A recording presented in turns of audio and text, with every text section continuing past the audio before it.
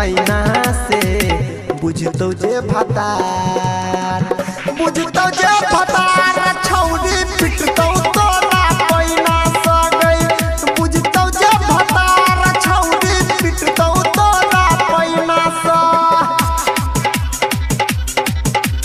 पिटतो तोरा पैना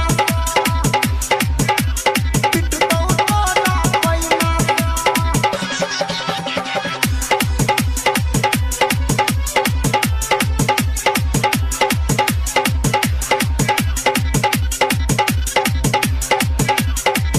डीजे मुकेश शर्मा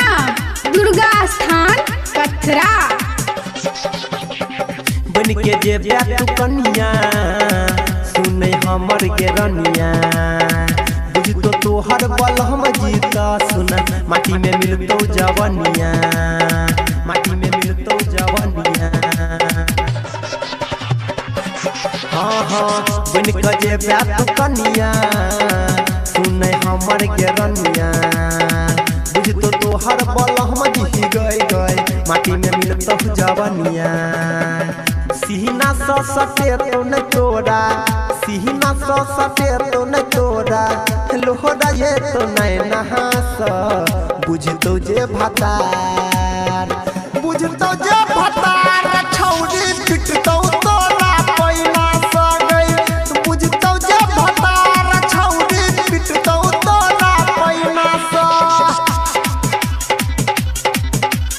पिटतो तोरा पैना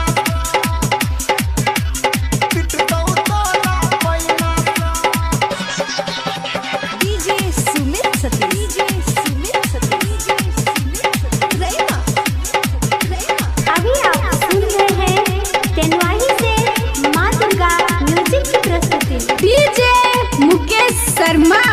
दुर्गा स्थान कथरा हाँ गायक अनिल कहो ठीक गे करे छक्का में तू नहीं निक गे गामे के छौरा विकास संगे केने छटाका फिट गे केने छटाका फिट गे हाँ कहे छौ अनिल ठीक गे करे छक्का में तू नहीं निक गे गामे के छौरा विकास संगे केने छटाका फिट गे देलहा कमलेश के लेटर फेंकबी है अपना बहिना सा बुझतो जे भतार